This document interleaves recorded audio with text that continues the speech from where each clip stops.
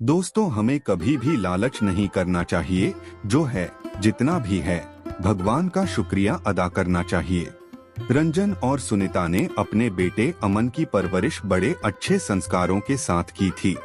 अमन अपने माँ पिता की इकलौती संतान थी।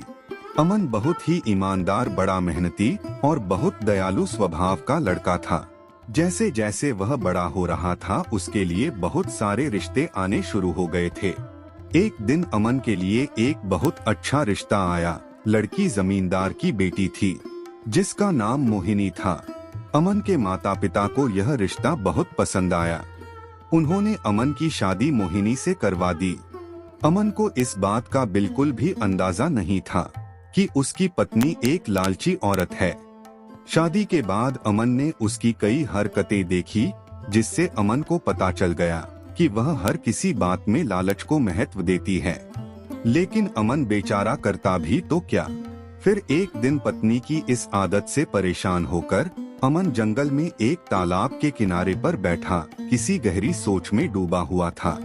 तभी उसको किसी के सिसकने की आवाज सुनाई दी। उसने आसपास देखा तो वहाँ कोई नहीं था। अमन फिर अपनी सोच में मगन हो गया। लेकिन थोड़ी ही देर बाद उसे फिर किसी के सिसकने की आवाज आई। इस बार वह तालाब के दूसरी ओर गया। वहाँ उसने देखा कि एक सुनहरी मछली जमीन पर गिरी हुई तड़प रही है। मछली को पानी के बाहर तड़पता देखकर अमन को मछली पर दया आ गई। उसने मछली को उठाकर पानी में छोड़ दिया। पानी में जाते ही मछली बहुत खुश हो गई। और फिर अमन को एक आवाज सुनाई देती है, तुम्हारा बहुत बहुत धन्यवाद। अमन इधर उधर देखता है तो उसे कोई भी दिखाई नहीं देता। फिर आवाज आती है, मैं वही जादुई मछली हूँ जिसकी तुमने अभी अभी जान बचाई है। अगर तुम नहीं होते तो मैं मर जाती। तब अमन पूछता है कि तुम पानी के बाहर कैसे आई? तब जादुई मछली कहती है, आज एक मछुआरा तालाब से बहुत सारी मछलियाँ पकड़कर ले गया था। दूसरी मछलियों के साथ मैं भी उसके जाल में फंस गई थी। सौभाग्य से मैं उस मछुआरे की टोकरी से निकल गई और यहाँ जमीन पर गिर गई। और तुम जैसे दयालु आदमी ने मुझे फिर से तालाब में छोड़ दिया। और इसलिए मैं तुमसे बहुत खुश हूँ, क्योंकि मैं एक जादुई मछली हूँ। अब तुम मुझसे कोई वरदान मांग सकते हो। अमन कुछ देर तक तो मछली की ओर देखता रहा। फिर उसने मछली से कहा, फिलहाल तो इस समय मेरे दिमाग में कोई वरदान नहीं आ रहा है। इस बात पर मछली बोली, ठीक है, तुम अपने घर जाओ और सोचो कि तुम क्या वरदान मांगना चाहते हो। अब तुम कल यहाँ आकर मुझे बताना कि तुम क्या वरदान मांगना चाहते हो। मैं तुमसे बहुत खुश हूँ और तुम्हें वरदान देना चाहती हूँ। अमन ने घर जाकर सारी बात अपनी पत्नी को बता दी। जादुई मछली की बात सुनते ही उसके मन में लालच जाग उठा। उसने अमन से कहा कि मछली से वरदान मांगना कि हमें एक नया और बड़ा घर चाहिए। अमन अगली सुबह मछली के पास गया और उसने खुद के लिए नए और बड़े घर का वरदान मांगा। मछली ने तथास्तु कहा। जब अमन घर वापस आया तो उसने देखा कि झोपड़ी की जगह एक नया घर बन चुका था। दोनों पति पत्नी बहुत खुश थे। कुछ दिन तक उन दोनों ने नए घर का आनंद लिया।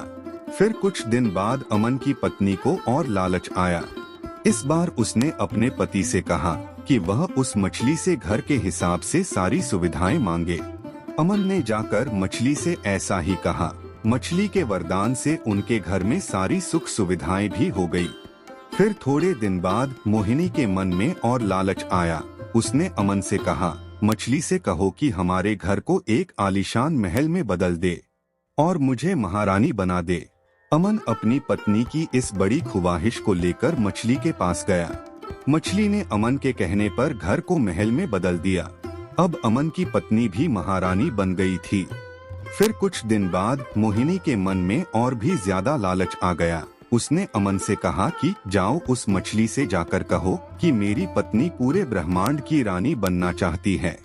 जैसे ही अमन ने यह बात सुनी, वह गुस्से में आग बबूला हो गया। उसने अपनी पत्नी से कहा, अरे ओ लालची औरत, तुम्हारा लालच तो दिन पर दिन बढ़ता जा रहा है। मैं तो जादुई मछली से यह वरदान नहीं मांगूंगा। अगर तुम्हें मांगना है तो तुम जाओ मछली के पास। मोहिनी बोली, अगर तुम मछली से वरदान नहीं मांगोगे तो मैं अपनी जान दे दूंगी। आखिर अमन को अपनी पत्नी की जिद के आगे हार माननी पड़ी। उसने जब मछली से कहा कि उसकी पत्नी पूरे ब्रह्मांड की महारानी बनना चाहती है, तब मछली ने कहा कि ऐसा नहीं हो सकता, यह बिल्कुल भी संभव नहीं है। फिर अमन ने कहा कि उसकी पत्नी इस बात के लिए जिद कर रही है, अगर उसकी जिद पूरी नहीं हुई तो वह अपनी जान दे देगी। मछली ने इस बात पर ज्यादा कुछ नहीं बोला और अमन को तथास्तु बोल दिया। मोहन भी थोड़े दुखी मन के साथ घर पहुंचा। उसने देखा कि वहां महल की जगह उसका पुराना घर खड़ा था। उसकी लालची पत्नी सर पीट पीट कर रोए जा रही थी, लेकिन अमन बहुत खुश था कि उसकी लालची पत्नी को लालच का सबक मिल चुका था।